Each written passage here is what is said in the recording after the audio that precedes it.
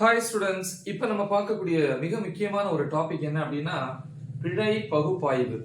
இங்கிலீஷ்ல error analysis சொல்லுவாங்க. English medium ஸ்டூடெண்ட்ஸ்க்கு ஆல்ரெடி வீடியோ டீச் பண்ணி அப்லோட் பண்ணியிருக்கிறேன். அது தனியா இருக்கு. எரர் அனாலிசிஸ் டைப் பண்ணா போதும். இது தமிழ் மீடியம் ஸ்டூடெண்ட்ஸ்க்கு பிழை பகுப்பாய்வு. பிழைனா எரர், பகுப்பாய்வு அப்படின்னா என்னது? ஆராய்வது. எந்த மாதிரி பிழை வருது, எதனால பிழை வருது, அந்த பிழையை சரி பண்றதுக்கு என்னென்ன வழிமுறைகள் இருக்கு அப்படிதான் பார்க்க போறோம். இதுல நம்ம இப்போதைக்கு குறிப்பா 4 பிழைகளை பத்தி நம்ம என்ன பண்றோம், டிஸ்கஸ் பண்ண போறோம். அது போதும், உங்க புக்ல அதுதான் இருக்கு. அப்ப முதல்ல பாத்தீங்கன்னா அந்த பிழைக்கு பேரு தனிப்பிழை அப்படின்னு சொல்லுவாங்க. தனிப்பிழை. இங்கிலீஷ்ல அத அப்சல்யூட் எரர் அப்படின்னு சொல்லுவாங்க. ஏன்னா இங்கிலீஷ் டேர்மும் நீங்க தெரிஞ்சுக்கணும். காலேஜ்ல போகும்போது உங்களுக்கு ரொம்ப யூஸ்ஃபுல்லா இருக்கும். ப்ரொஃபசர்ஸ் அந்த டேர்மை யூஸ் பண்ணும்போது உங்களுக்கு ரொம்ப ஈஸியா இருக்கும், ரைட்? அப்ப தனிப்பிழை அப்படின்னா இங்கிலீஷ்ல அப்சல்யூட் எரர் அப்படின்னா என்ன? So simple. முதல்ல ஒரு எக்ஸாம்பிள் சொல்லிடுறேன், அப்போ உங்களுக்கு ஈஸியா புரியும். ஒரு அளவு, இப்ப அளவுன்னா நிறைய இருக்கு. நீளம், நிறை, காலம், அதே மாதிரி திசை வேகம், முடுக்கம், இந்த மாதிரி நிறைய அளவுகள் இருக்கு. இந்த அளவுகள்ல 2 வகை இருக்கு. ஸ்கேலார் அளவு இருக்கு, வெக்டார் அளவு இருக்கு. ஸ்கேலார் அப்படின்னா அதுக்கு எண் மதிப்பு மட்டும்தான் இருக்கு, திசை இருக்காது. வெக்டார் அளவுன்னா எண் மதிப்பும் இருக்கும், திசையும் இருக்கும். எக்ஸாம்பிளுக்கு பாத்தீங்கன்னா திசை, வேகம், முடுக்கம் எல்லாம் வெக்டார். நீளம், நிறை, காலம் இதெல்லாம் ஸ்கேலார். ஸோ ஏதாவது ஒரு அளவை எடுத்துப்போம் இல்லையா? அப்ப எக்ஸாம்பிளுக்கு நான் இப்ப நீளம் எடுத்துக்கிறேன், லென்த்னு சொல்லுவோம் இல்லையா? நீளம் எல், அதனுடைய உண்மை மதிப்பு கொடுத்துருப்போம். இப்ப எக்ஸாம்பிள் பாத்தீங்கன்னா இந்த பெண் இருக்கு இல்லையா, இதனுடைய உண்மை நீளம் அப்படின்னு வரும்போது அத 15 சென்டிமீட்டர் அப்படின்னு வச்சுப்போம். இப்ப நான் என்ன பண்ணுவேன், ஒரு கருவி எடுத்துப்பேன், சென்டிமீட்டர் ஸ்கேல். நீங்க வகுப்பறையில பயன்படுத்தக்கூடிய சென்டிமீட்டர் ஸ்கேலை வச்சு இதனுடைய நீளத்தை நான் அளக்க போறேன். அளக்கும் போது இந்த ஸ்கேல்ல சில நேரங்கள்ல அந்த ஸ்கேலுடைய முன்பகுதியும் கடைசி அந்த எண்டும் என்ன ஆகும்னா தேஞ்சு போயிருக்கும். ஓன் அவுட்னு இங்கிலீஷ்ல சொல்லுவாங்க. தேஞ்சு போகும்போது அதனுடைய தொடக்கம் எங்கன்னு தெரியாது. அப்படி நீங்க அளக்கும் போது சில பிழை வரும். சில நேரங்கள்ல நீங்க கவனக்குறைவு அளக்கும் போதும் பிழை வரும். கரெக்டா? அப்படி நீங்க அளந்த மதிப்பை நான் L1ன்னு வச்சுக்கிறேன். எவ்வளவு கிடைக்கலாம்? சில நேரம் 14.5 சென்டிமீட்டர் கிடைக்கும். அப்ப இந்த ரெண்டுக்கும் எவ்வளவு வித்தியாசம், அந்த வித்தியாசத்தை எப்படி போடுவீங்க? மேக்ஸ்ல டெல் எல் அப்படின்னு போடுவீங்க. சேஞ்ச் இன், வித்தியாசம். இதுக்கு மீனிங்கே மாறுபடுதுன்னு அர்த்தம். Change in length equal to L minus L1 equal to எவ்வளவு? 15 மைனஸ் 14.5 ஈக்குவல் டு 15 மைனஸ் 14.5 எவ்வளவு? 0.5. இதுதான் பிழை.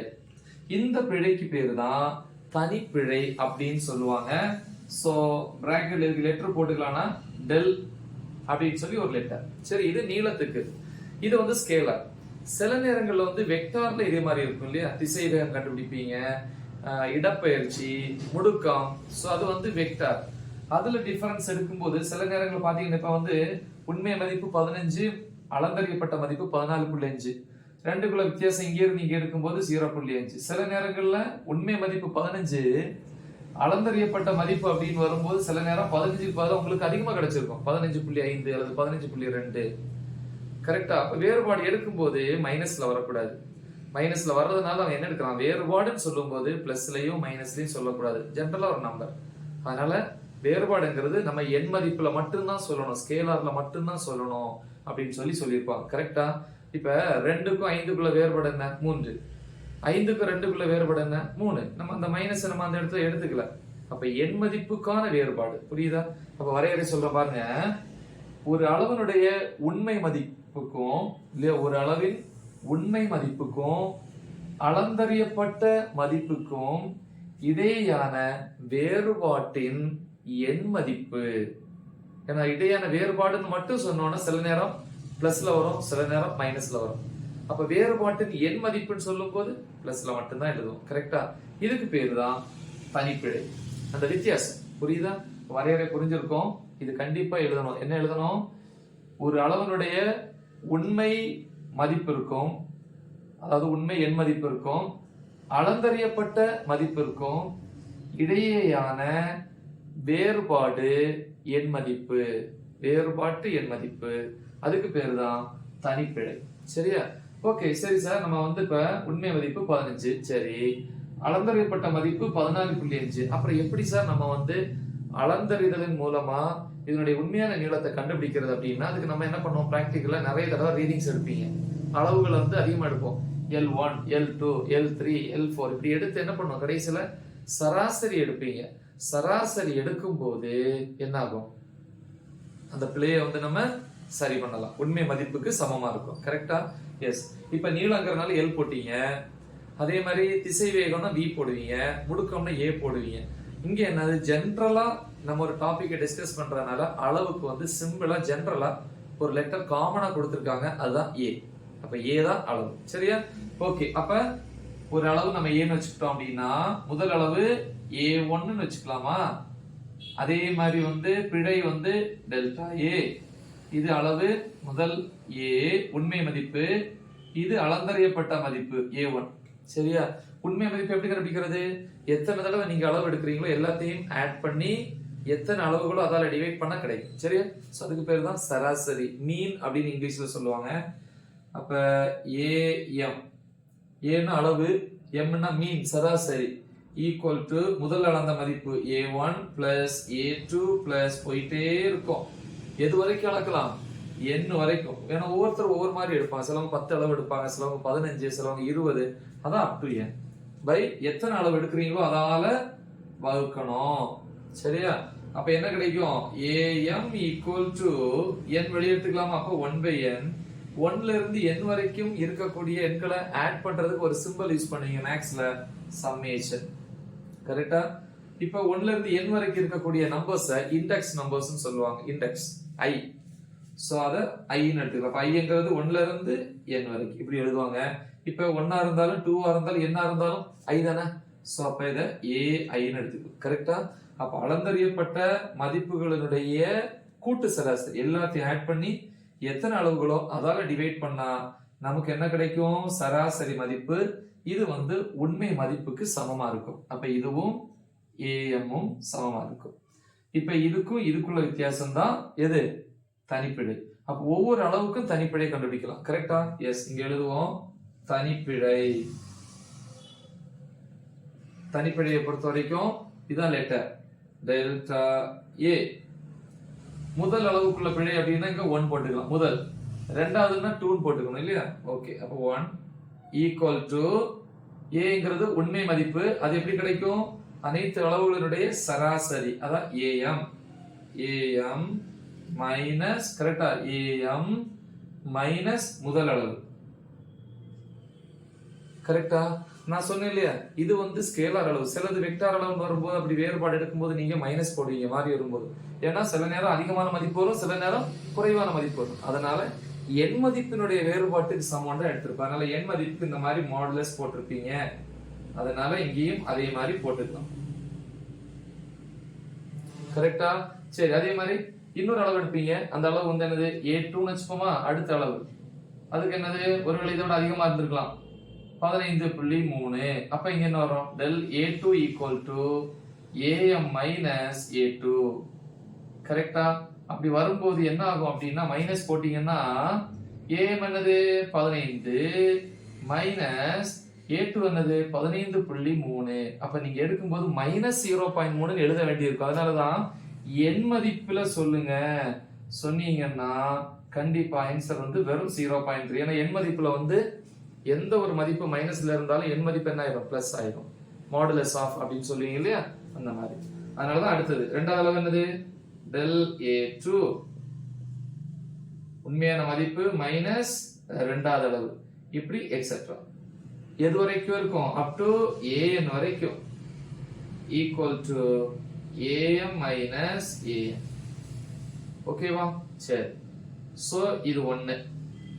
இத தனிப்பிழை அப்படின்னு சொல்லுவோம்.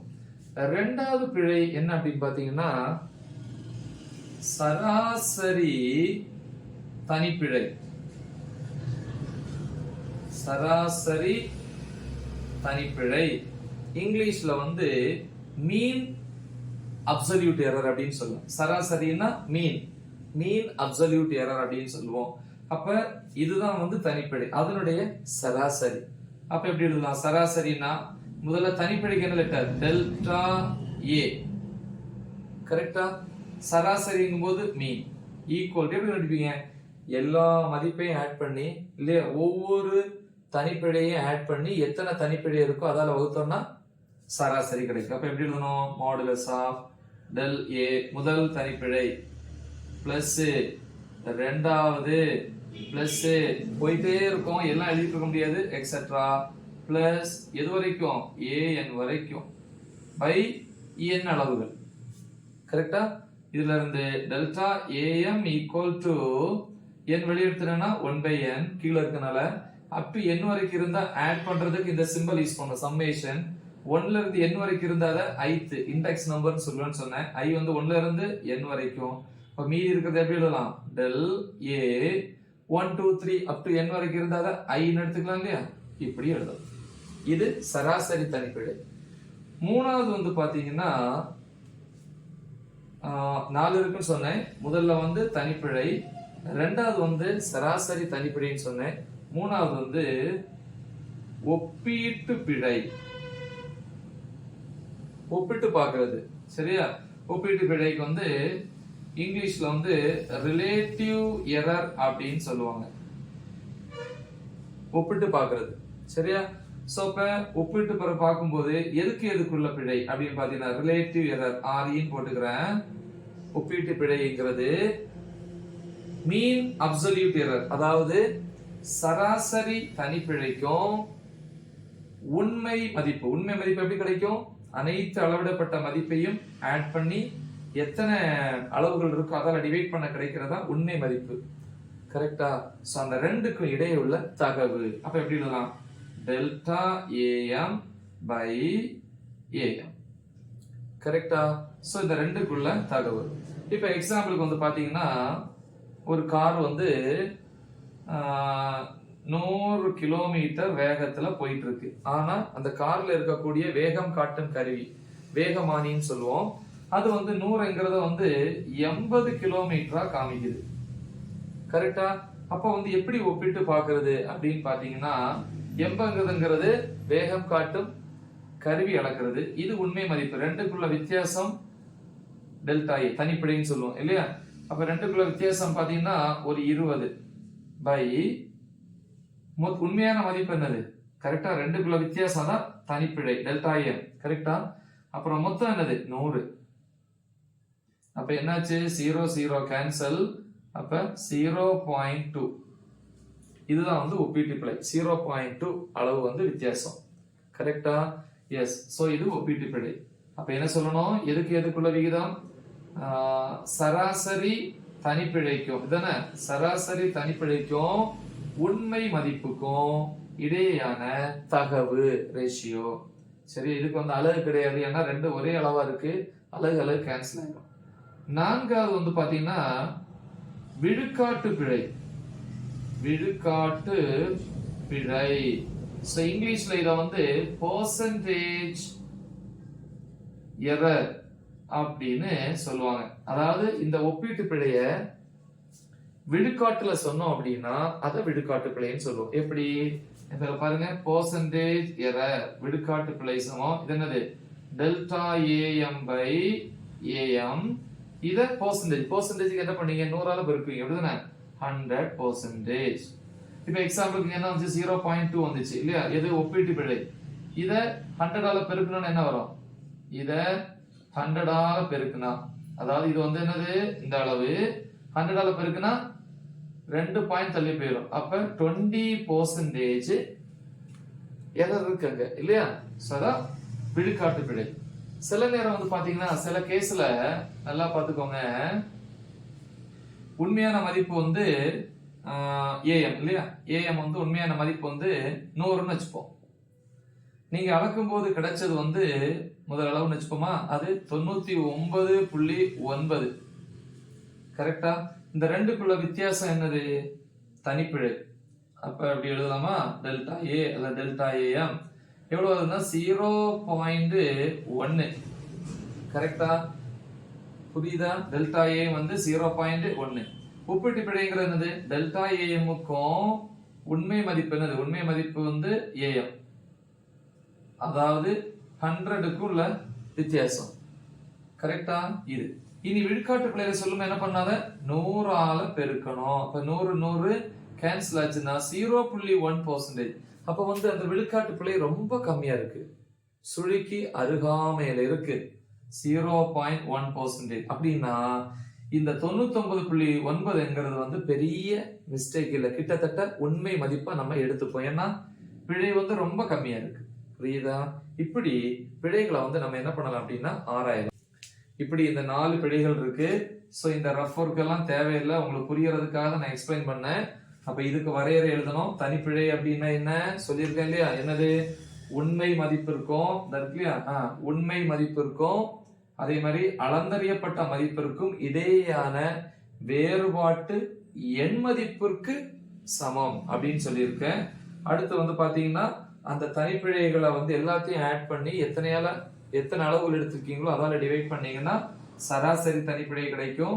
ஒப்பீட்டு பிழைங்கிறது வந்து சராசரி தனிப்பிழைக்கும் உண்மை அளவுக்கும் இல்லையா, உண்மை அளவு மதிப்புக்கும் இடையான தகவு. இந்த ஒப்பீட்டு பிழையை வந்து சதவிகிதத்துல, அதாவது விழுக்காட்டுல சொன்னீங்கன்னா அதுக்கு பேர் விழுக்காட்டு பிழை. இந்த விழுக்காட்டு பிழையை பொறுத்த வரைக்கும் பிழை வந்து கிட்டத்தட்ட 0க்கு அருகாமையில் இருக்குது. இது ரொம்ப கம்மி, 0.1%. இப்படி இருந்துச்சுன்னா நம்ம என்ன எடுத்துக்கலாம்? உண்மை மதிப்பு 100, அளந்தறியப்பட்ட மதிப்பு 99.9 கிட்டத்தட்ட சமம். ஸோ இதுல வந்து பிழைகள் வந்து ரொம்ப கம்மி. ஸோ அதை கண்டுக்கணும் அவசியம் கிடையாது, ரைட்? ஸோ இந்த மாதிரி எடுத்துக்கலாம், ரைட்? முக்கியமான ஒரு டாபிக், நல்லா தெளிவாக ப்ராக்டிஸ் பண்ணுங்க. மறக்காம இதை உங்க ஃப்ரெண்ட்ஸுக்கு ஷேர் பண்ணுங்க. All the best.